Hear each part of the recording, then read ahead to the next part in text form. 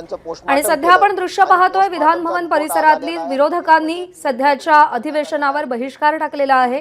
विरोधी पक्षातले सगळे नेते एकत्रितरित्या सभागृहाच्या बाहेर पडले। सरकारने त्यांची हत्या केलेली आहे म्हणून या सरकारवर 302 आज दाखल करण्याची गरज आहे आणि जशा प्रकारचा मनुष्यवादाचा गुन्हा या सदोष गुन्हा या सरकारवर झाला पाहिजे अशा प्रकारची आमची मागणी आहे। आणि लोकशाहीच्या मार्गाने आम्ही स्थगन आज मांडलेला असताना सुद्धा अध्यक्षांनी आम्हाला डावलून पुढची चर्चा घेण्याचं काम इथं केलेलं आहे आणि त्या माध्यमातून लोकतंत्राची खऱ्या अर्थानं हत्या करण्याची काम या सरकारनं केलेलं आहे। म्हणून आम्ही आता रोडवर येऊन रस्त्यावर येऊन आम्ही न्याय मागण्याचं काम या निमित्तानं करू एवढंच या निमित्तानं विरोधी पक्षनेते उद्या सकाळी आम्ही परभणीला विरोधी पक्ष नेते आणि आमचं सर्व शिष्टमंडळ परभणीला पोहोचत आहे आणि परभणीला खऱ्या अर्थानं जी घटना घडलेली आहे त्यामध्ये आमच्या परभणीचे लोकनेते विजय वाकोडे ज्यांचं आयुष्य या संघर्षामध्ये गेलं त्यांचा सुद्धा या घटनेमुळे हृदयविकाराचा झटक्यानं काल निधन झालेलं आहे। त्यांनाही आरोपी केलं, त्यांना सुद्धा आरोपी करण्याचं काम या शासनानं केलेलं आहे। म्हणून या शासनानं जशा प्रकारची भूमिका इथं मांडलेली आहे त्या भूमिकेचा आम्ही निषेध करतो आणि या शासनानं निश्चित त्याच्यावर कारवाई करावी अशा प्रकारची मागणी आमची या निमित्तानं राहील। दोन गोष्टींवरती आम्ही चर्चा मागतोय। त्याच्यात एक होतं परभणी आणि दुसरं होतं बीड। परभणीचा काल पोस्टमॉर्टम रिपोर्ट आला। पोस्टमॉर्टम रिपोर्टमध्ये मल्टिपल इंजरीज दाखवलेल्या आहेत। अजूनपर्यंत कुठल्याही पोलिसावर कारवाई नाही, अधीक्षकावर कारवाई नाही, ज्यांनी केलं त्यांच्यावर कारवाई नाही, पोलीस अंमलदारावर कारवाई नाही। याचा अर्थ पोलीस कायद्याला गृहीत धरत आहे। अजूनपर्यंत का कोणाला तुम्ही सस्पेंड केलं नाही, निलंबन केलं नाही, अधीक्षकाची चौकशी निलंबन का झालं नाही, बदली का झाली नाही? एक माणूस मारला जातो, एक विद्यार्थी मारला जातो, सुशिक्षित तिसऱ्या वर्गाला विधी न्याय विभागाच्या तिसऱ्या वर्गाला असलेला LLBचा स्टुडंट मारला जातो, सरकार शांत आहे। दुसरीकडे बीडमध्ये वाल्मिक कराड ज्या फोनवरनं धमकी देतो त्याची चौकशी होत नाही। कोणाच्या फोनवरनं त्यांनी धमकी दिली शिंदे नावाच्या ऑफिसरला? सोमनाथ घुले कोण आहे? संतोष घुले जो प्रमुख आरोपी आहे त्या कदम याच्या देशमुख यांच्या हत्याकांडातला प्रमुख आरोपी, त्याच्या फोनवरनं धमकी देतो, 2 कोटीची खंडणी मागतो, खंडणीत त्याला आरोपी करतात, मग त्याला खुनाचा आरोपी का नाही करत? दुसरी गोष्ट, अशोक सोनवणे ज्यांनी मारहाण केली आणि ह्या सगळं घटना घडली तो मागासवर्गीय आहेत, अजून ॲट्रॉसिटी का नाही दाखल झाली आहे? असा हा कोण आहे वाल्मिक कराड खडा तो व सरकार से बडा, या सरकारपेक्षा मोठा आहे वाल्मिक कराड। या सरकारची लाच जाते पहिल्या 5-10 दिवसातच। परभणी आणि बीड हे सरकारचे वस्त्रहरण करतायत। सरकारचं पुढच्या 5 म्हणजे जे काय जेवढे वर्ष राहतील तेवढं 5वी बहुमताच्या जीवावरती माज दाखवू आम्ही अशा प्रकारचं नियमबाह्य काम करतायत। आता आम्ही सभागृहामध्ये स्थगन मांडला, विरोधी पक्षाचा अधिकार आहे, आम्हाला बोलूही देत नाहीत। आमच्या मनात येईल तेव्हा चर्चा करू असं नसतं। महाराष्ट्राच्या दृष्टीने 2 गंभीर विषयांवरती महाराष्ट्र अस्वस्थ आहे। आपण विधानसभेचं अधिवेशन चालू आहे, त्याची गांभीर्याने नोंद घ्यायला हवी। ते गांभीर्यही सभागृहात दाखवत नाही। तुमचं बहुमत आहे, आमचं बहुमत आहे, बसा खाली। आम्ही बसलो आणि बाहेर आलो। सभागृह हे महाराष्ट्राच्या संवेदना तपासत असतं। महाराष्ट्राच्या सभागृहात संवेदनांची जर जाण ठेवली जात नसेल तर त्या सभागृहात बसण्यात अर्थ नाही। म्हणून आज दिवसभरासाठी आमचे राहुल पाटील जे परभणीचे आमदार आहेत, ते विरोधी पक्षनेते, माजी विरोधी पक्षनेते, आम्ही सगळ्यांनी ठरवलं की आज सभागृहाच्या कामकाजावर बहिष्कार टाकायचा।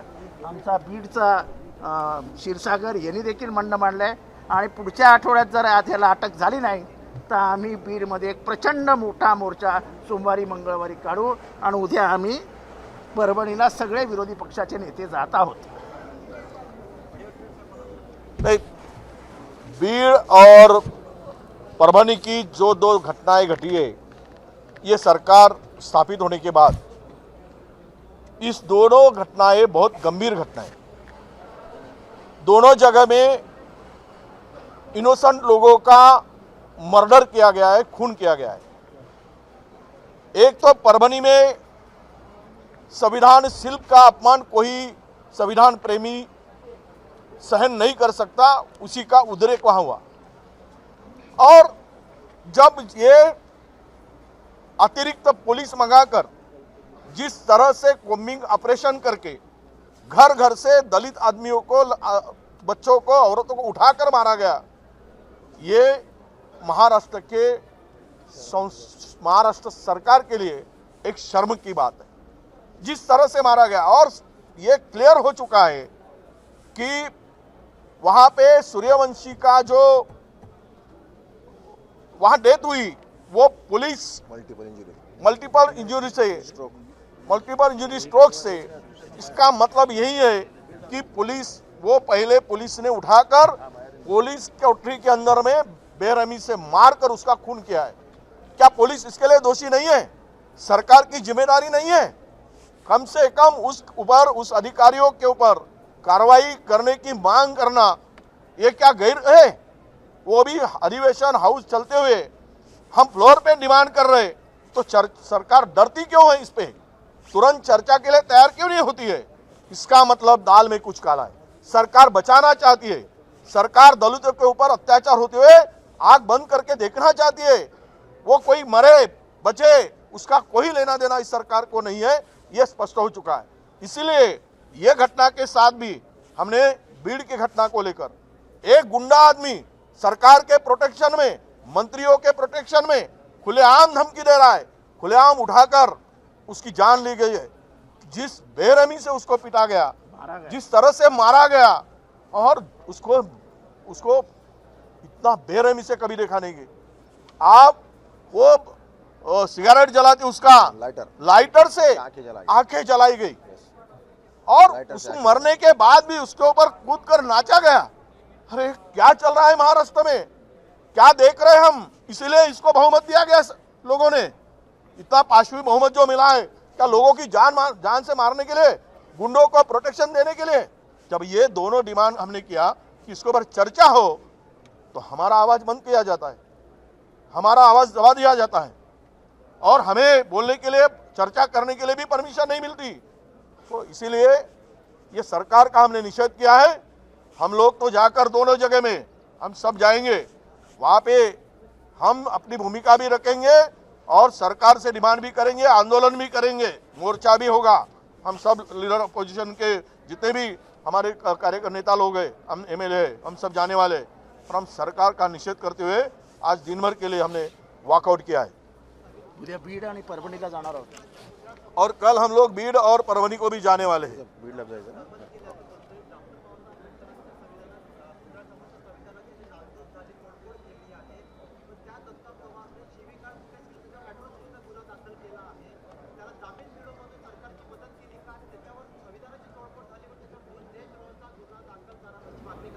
येस, हो नक्कीच, देशद्रोहाचा गुन्हा दाखल झाला पाहिजे. देशद्रोहाचा गुन्हा दाखल झाला पाहिजे.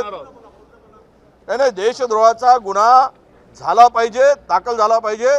कारण संविधानाचा अपमान म्हणजे समस्त हिंदुस्थानचा देशाचा अपमान आहे. कारण हा देश संविधानावर चालतोय. संविधान हा जगातील कुठल्याही देशातील कुठल्याही ग्रंथापेक्षा श्रेष्ठ ग्रंथ मानतो आम्ही त्याला. आमच्यासाठी एक कवच आहे. या देशातील बहुजनांचं सुरक्षा कवच काय आहे? लोकशाहीचं सुरक्षा कवच काय आहे? तो संविधान आहे. आदिवासी, दलित, ओबीसी, बहुजन समाजाचं सुरक्षा कवच काय असेल तर तो संविधान आहे. आणि त्याचा अपमान होताना कोणी डोळे बंद करून बघू शकत नाही. अपमान करणारा त्यांच्यावर कारवाई झाली पाहिजे. देशद्रोहाचा गुन्हा दाखल झाला पाहिजे, ही आमची मागणी असणार आहे. धन्यवाद.